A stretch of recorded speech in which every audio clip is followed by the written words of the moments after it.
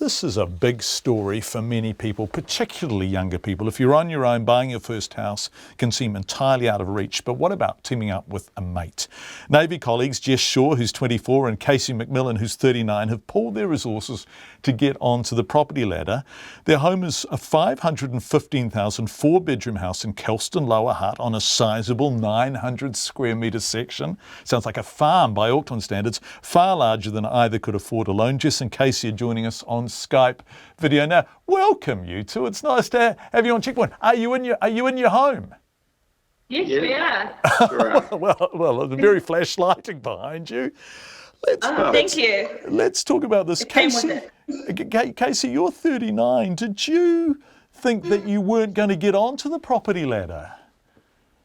Well, it was starting to look quite difficult, particularly because I spent the first 16 years of my career in Auckland, and trying to get on the property ladder up there by myself was becoming impossible. So when I moved to Wellington, Jess came down at about the same time.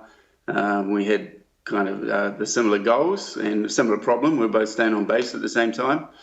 So it really made a lot of sense for us to get together and buy a house together, and it's worked out really well. So, Jess, can we talk about the economics of doing this? So, in terms of mortgage servicing, what difference is there between paying a mortgage and paying what you were previously paying on rent? Well, we're quite lucky that we're living on barracks in Trentham Army Camp, so it's pretty cheap, I guess, in comparison to what you might pay if you're a renter. But from what I've heard from friends, if they're trying to rent in Wellington or even in Auckland, they'd be paying the same as what they're paying for a mortgage, so you may as well just buy a house. Yeah, the issue is that the property market, the prices are so high that everyone's intimidated. And there is a notion now that there is an entire generation of people being left behind. Jess, you are young, you're 24. Did you feel like property wasn't for you? Did you feel excluded from it?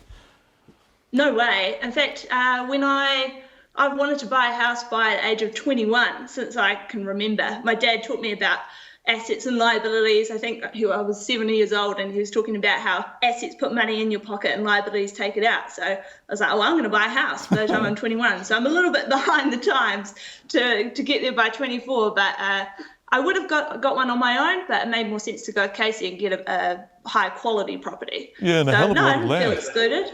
900 square metres is a hell of a lot of land. Casey, can we talk about your peer group? So you will know lots of people who are roughly your age, right? So in their mid to late 30s. How are they going acquiring property? Most of my friends are obviously Navy people these days.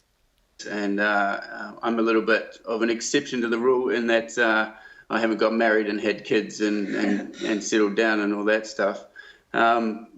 I have spent a lot of time at sea in my naval career, and that's kind of made things difficult. So moving down here, as well as being an opportunity to have a bit of break from going to sea, has allowed me to commit to things that I hadn't been able to commit to before, such as buying a house, and we've got a couple of dogs as well, so that was pretty cool.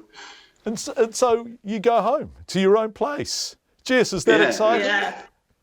It's actually surreal to come home and know that I can do anything I want to the house and that's mine. Not that I draw on the walls or anything crazy like that.